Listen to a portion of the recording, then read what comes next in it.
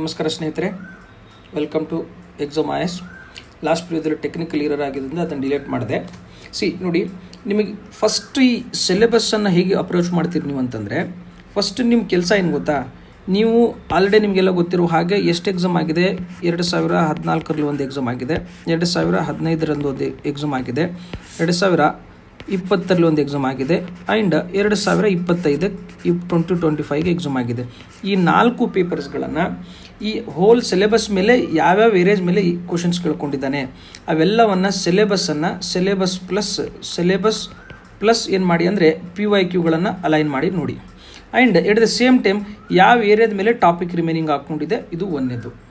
ಎರಡನೇದು ಏನು ಮಾಡಿ ಅಂತಂದರೆ 2013ರಿಂದ 2024ರವರೆಗೆ UPSC ಪೇಪರ್ಸ್ ಏನದಾವೆ ನೋಡಿ, ಆ UPSC ಪೇಪರ್ಸ್ಗಳನ್ನು ನಿಮ್ಮ ಈ ಹೋಲ್ ಸಿಲೆಬಸ್ ಜೊತೆ ನೀವೇನು ಮಾಡಿ ಅಂದರೆ ಅಲೈನ್ ಮಾಡುವ ಪ್ರಯತ್ನವನ್ನು ಮಾಡಿ.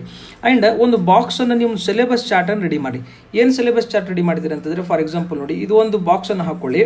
ಈಗ ಬಾಕ್ಸನ್ನು ಹಾಕ್ಕೊಂಡು ಈ ಬ್ಯಾಕ್ಗ್ರೌಂಡ್ ಆಫ್ ಇಂಡಿಯನ್ ಕಾನ್ಸ್ಟಿಟ್ಯೂಷನ್ನಲ್ಲಿ ಏನೇನು ಕ್ವಶನ್ಸ್ ಕೇಳ್ಕೊಂಡಿದ್ದಾನೆ, ಹೌದಾ, UPSCಯಲ್ಲಿ ಏನು ಕ್ವಶನ್ಸ್ ಕೇಳ್ಕೊಂಡಿದ್ದಾನೆ, KPSCಯಲ್ಲಿ ಏನು ಕ್ವಶನ್ಸ್ ಕೇಳ್ಕೊಂಡಿದ್ದಾನೆ, ರಿಮೈನಿಂಗ್ ಫ್ಯೂಚರಲ್ಲಿ ಏನು ಕ್ವಶನ್ಸ್ ಕೇಳ್ಬೋದು ಅನ್ನೋದೊಂದು ಬ್ಯಾಕ್ಗ್ರೌಂಡ್ ಆಫ್ ಏನು ಗೊತ್ತಾ ಒಂದು ಚಾರ್ಟನ್ನು ರೆಡಿ ಮಾಡಿ. ನೀವು ಇಷ್ಟು ಬೇಸಿಕ್ಸನ್ನು ನೀವು ಮಾಡಬೇಕಾಗತ್ತೆ.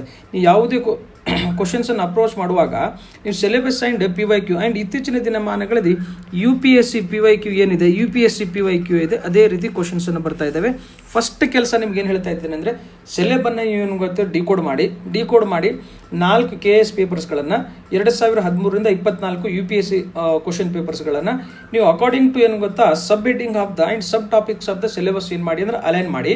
ಆ್ಯಂಡ್ ಫ್ಯೂಚರ್ಲಿ ಈ ಟಾಪಿಕ್ ಆಗಿದೆ, ರಿಮೈನಿಂಗ್ ಯಾವ ಟಾಪಿಕ್ಸ್ ಮೇಲೆ ನಿಮಗೆ ಏನಾಗಬೇಕು, ರಿಮೈನಿಂಗ್ ಯಾವ ಟಾಪಿಕ್ಸ್ ಮೇಲೆ ಕ್ವಶನ್ಸ್ ಕೇಳ್ಬೋದು, ಅದನ್ನು ಫ್ಯೂಚರ್ ಕ್ವಶನ್ನ ನೀವು ಪ್ರಿಡಿಕ್ಟ್ ಮಾಡಿ. ಅಷ್ಟೇ ಈ ಹೋಮ್ವರ್ಕನ್ನು ನೀವು ಮಾಡಬೇಕಾಗತ್ತೆ. ನೀಟಾಗಿ ಮಾಡುವ ಪ್ರಯತ್ನವನ್ನು ಮಾಡಿ.